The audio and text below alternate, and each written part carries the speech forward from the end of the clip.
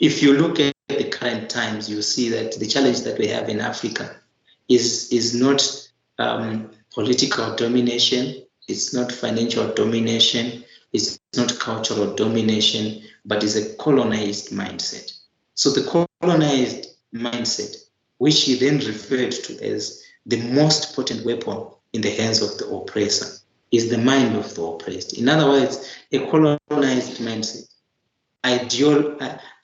has got an ideology that regards certain individuals as more superior to other individuals, as being a design so by nature. You know, that's why you find that we have a lot of challenges now in Africa. We don't think that Africa can come up with solutions to African problems. We need to be accredited in everything that we do by Europeans. We need to be accredited in whatever we do by Americans. We think that Africans cannot come up with something that is competent, that is very much viable and sustainable and developmental in nature in the African context. So this is what we get from the philosophy of Biko. He had a philosophy to say, African, you are beautiful as you are. You have the capability. You have the ability. If you are accorded the chance, equal opportunities as your white counterpart, you will perform and probably do much better than your white counterpart. So this is the philosophy that drives each and every child that is conscious of their blackness, this black consciousness, that we need to be masters for our own destiny, the determiners of our fate, not to be dominated, not to be led, not to have a path that is designed for us, and we just being part of the game of chess, watching from the terraces. No, we need to be part of the game and part of the game until the end, and to be partnered in the development of Africa, so to speak, to be partnered in everything that happens, to be partnered in the development of our communities, not to have prescriptions given to us, which we then follow as orders that are coming from so-called masters in another continent. So Biko was saying, regard us as human beings, consider us as human beings. We can think. We have the brains to think. And by virtue of him being very much competent to the point of being enrolled for a medical program, it means he had the capabilities to say so. No one could deny his capabilities. And by virtue of him going to a tertiary institution, that gave him some sort of influence over his people, be it in the townships, be it the closer people themselves, be it Africans in general, because this system did not allow Africans to excel, because it made sure that they were incapacitated to excel from the very foundations of the educational system. Remember, it was a Bantustan education that was designed to oppress, deprive, and keep blacks where they were, under the bottom of the feeding trough, whilst it allowed their white counterparts to excel. So we can learn a lot from this ideology, and we can even apply it. Remember, it did not begin with him. He borrowed the idea also and some of the strategies from the American Black conscious movements of his time. And remember, during his time, 1966, when he got enrolled in university, that's when African Americans who were in the US were fighting for their rights as well in the United States of America, the same country that seems to be the proponent of human rights, was depriving blacks of their rights in America. So we find that influence also gaining sway and traction with Steve Biko as he resonates and learned some of the issues, some of the strategies, and some of the tenets of Black consciousness from that context as well. Thank you so much for that. I think people don't like to study history because of the because particularly okay in the United States the issue of the critical race theory has come up again and again, and some people don't want it to be taught in school. Let's try to evaluate what has been happening in the name of race in this country, because they don't want people to see this horror that have been committed. Now imagine that we take up a debate of on the death of, because we're going to talk about the death of Steve Biko just now, on why they have to kill him. What did he stand for? That he was asking for a just society. That is why a system killed him.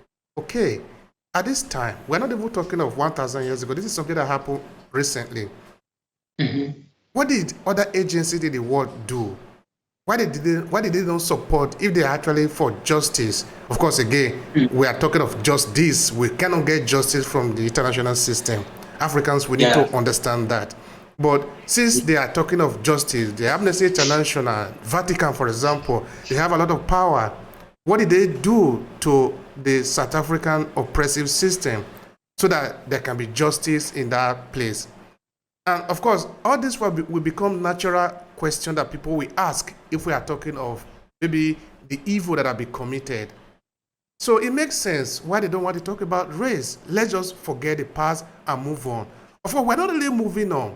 They are proposing something that they want us to study, again, from their lens.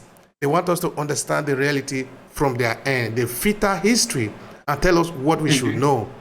But I think it is the responsibility of African people to choose what they must know, because it is them.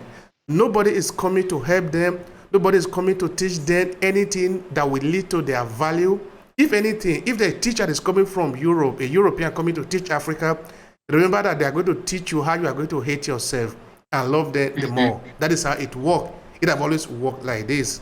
So the question really I'm going to ask you is, what do you see as the major challenges that Steve Biko faced at this time that perhaps, of course, led to his death?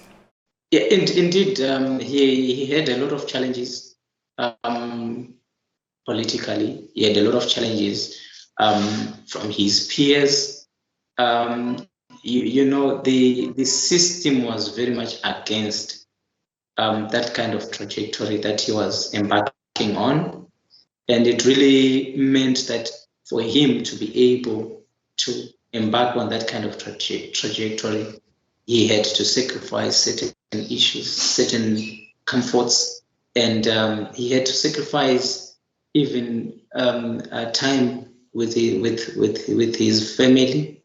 It meant that embarking into this path that he was going into was embarking on a treacherous and dangerous path that would shorten one's life. And indeed, we see that his life was shortened. His life was shortened by the so-called system that upheld the rule of law. He died in detention at the hands of the law enforcement agencies. It was the police force of the time that tortured him, beat him to death, causing a brain hemorrhage. We find that I personally see that he was one person who had given and made a decision to pursue this path. He knew the dangers that came up with this kind of trajectory. He had friends, he had peers. There were other political movements that were prevalent and active during his time. But I think the major challenge that he faced was the ideology, that the ideological differences that he might have had with other leaders. Because some other leaders were fighting for co-option, for blacks to be regularized into that system, that apartheid system. But you find that with Steve Biko, he was not fighting for blacks to be regularized into that oppressive system. He was fighting for the complete regard of the African person as a human being. And that meant that the status quo had to be changed.